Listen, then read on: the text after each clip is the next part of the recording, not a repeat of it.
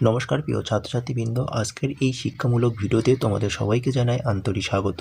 মূল আলোচনায় যাওয়ার আগে একটি গুরুত্বপূর্ণ কথা জানিয়ে রাখি। এই ক্লাসের উপর আমি আগেই কয়েকটি গুরুত্বপূর্ণ ভিডিও শেয়ার করেছি। তোমরা যদি সেই ভিডিওগুলো আগে দেখে নাও তাহলে আজকের পাঠটি আরও সহজে বুঝতে পারবে।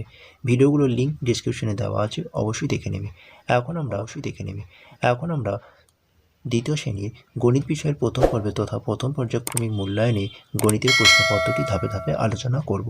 প্রতিটি প্রশ্নের উত্তর সহজ ও স্পষ্টভাবে ব্যাখ্যা করা হবে, যাতে তোমরা সহজে বিষয়টি বুঝতে পারো এবং পরীক্ষার জন্য ভালোভাবে প্রস্তুতি নিতে পারো।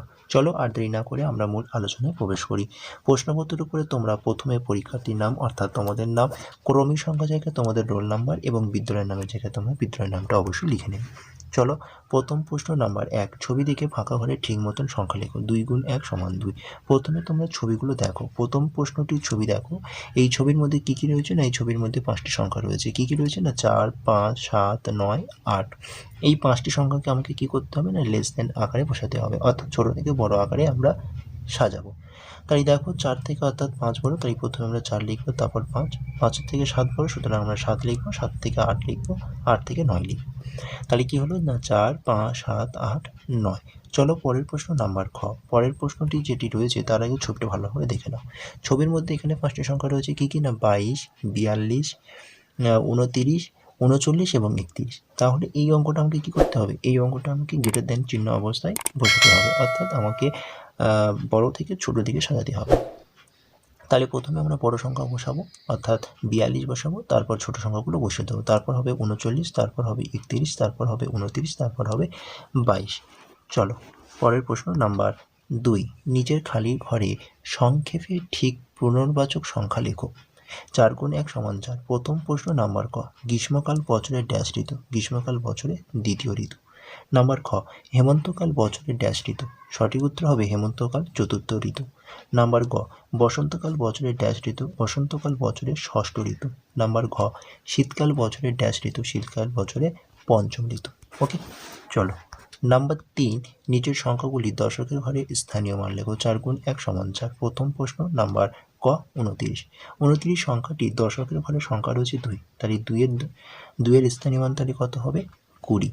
নাম্বার খ। 35। এখানে দশকের সংখ্যা কত রয়েছে? 3, তাই 3-এর স্থানীয় মান হবে 30। নাম্বার গ। 18। 18 সংখ্যাটি 1-এর স্থানীয় মান হচ্ছে 10। নাম্বার ঘয়ে সংখ্যাটি রয়েছে 43, সুতরাং 4-এর স্থানীয় মান হবে 40। চলো পরের পাতায় নাম্বার 4। টাকা পয়সার হিসাব লেখো। 4 গুণ 1 সমান 4। প্রথম প্রশ্ন নাম্বার ক। 7 টাকা 50 পয়সা সমান ড্যাশ টাকা। 7 টাকা 50 পয়সা সমান 7.5 টাকা। নাম্বার খ। 2 টাকা 50 পয়সা সমান ড্যাশ টাকা। 2 টাকা 50 পয়সা সমান 2.5 টাকা। নাম্বার গ। 1 টাকা 50 পয়সা সমান ড্যাশ টাকা। সঠিক উত্তর হবে 1.5 টাকা। নাম্বার ঘ। 5 টাকা 50 পয়সা সমান ড্যাশ টাকা। সঠিক উত্তর হয়ে যাবে 5.5 টাকা। চলো পরের প্রশ্ন নাম্বার 5। যোগ ও বিয়োগ করো। 2 গুণ 1 সমান 2। প্রথম প্রশ্ন নাম্বার ক। 15 যোগ 11। দেখো, 5 আর 1 যোগ করলে হবে 6, 1 আর 1 যোগ করলে হবে 2, তাহলে 15 যোগ 11, সঠিক উত্তর হবে 26। নাম্বার খ। 7 বিয়োগ 2। 7 থেকে 2 বাদ দিলে সঠিক উত্তর হবে 5। নাম্বার 6। সমস্যাগুলি সমাধান করো। 2 গুণ 2 সমান 4। তো দেখে নাও প্রথম প্রশ্ন নাম্বার ক। পরিবেশ দিবসে গাছ লাগাবো। আমরা 23টি গাছ লাগিয়েছি, দিদিমণিরা 36টি গাছ লাগিয়েছি। সবাই মিলে মোট কটি গাছ লাগিয়েছি?